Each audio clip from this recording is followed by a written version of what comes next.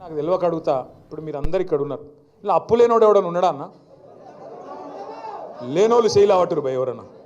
అప్పు లేనోడు నీకు అప్పు లేదా? నేను అసెంబ్లీలో అడిగితే ఎవరు చేయలేవట్టలు, ఎమ్మెల్యేలు అందరూ ఒక్కడు చేయలేవట్టిండు బట్టి విక్రమార్క. ఇక మరి 20% 30% ఉన్నట్టున్నది, అందుకే ఆయన ఒక్కడికి మాత్రం సేఫ్ ఉన్నాడు, మిగతా వాళ్ళకి మాత్రం అప్పులు ఉన్నాయంట.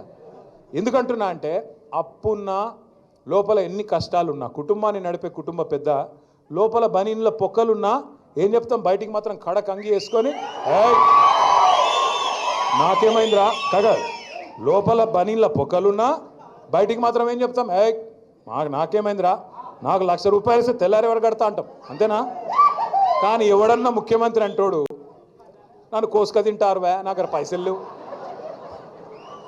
ఎవడన్నా మాట్లాడతాడు ఇట్లా? నాకు అర్థం కాదు. నా రాష్ట్రం ఎయిడ్స్ పేషెంటు, నా రాష్ట్రం క్యాన్సర్ పేషెంటు, ఎవడన్నా వస్తాడా నీ కాడికి? ఎయిడ్స్ పేషెంట్ ఎవడన్నా ముట్టుకుంటాడా? మరి గదే నేననేది. గిట్లా మాట్లాడేటోడు మన కర్మగాలి మన ముఖ్యమంత్రి అయి సచ్చిండు. నేనేమంటా అంటే దయచేసి ఇంకో 3 ఏళ్ళు ఈ దరిద్రం మనం అనుభవించాల్సిందే, మనకు వేరే మార్గం లేదు.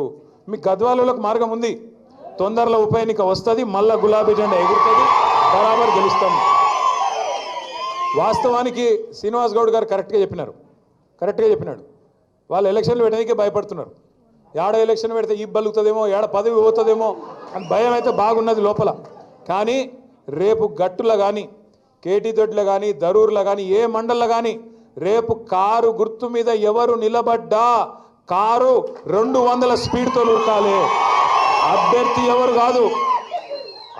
ఎవరన్నది కాదు, ఖచ్చితంగా కారు అంటే కేసీఆర్ మళ్ళా రావాలంటే గట్టిగా గుద్దాల్సిందే, గట్టిగా జిల్లా పరిషత్లో కూడా గద్వాల మీద మన జెండా ఎగరాల్సిందే. నేను మిమ్మల్ని అందరినీ ప్రార్థించేది ఒకటే, కాంగ్రెస్ చేస్తున్న మోసాన్ని, బీజేపీ బూటకపు వ్యవహారాన్ని ఊరూరికి తీసుకొని పోవాల్సిన బాధ్యత మన మీదనే ఉన్నది. మళ్ళా తెలంగాణకు ఎన్నటికైనా గులాబీ జెండా అనే గుండె ధైర్యం అనే మాట నేను మీ అందరికి విజ్ఞప్తి చేస్తా ఉన్నా. మిగతా పార్టీలు, ఢిల్లీ పార్టీలు నమ్ముకుంటే ఎంత మోసం జరుగుతుందో కేసీఆర్ గారు మనకు ఎలక్షన్కి ముందే చెప్పిండు, చిల్కాకు చెప్పినట్టు చెప్పిండు. కానీ మనమే ఇన్లే, చాలా మంది మోసపోయినారు, రైతులు కానీ మిగతా వాళ్ళు కానీ.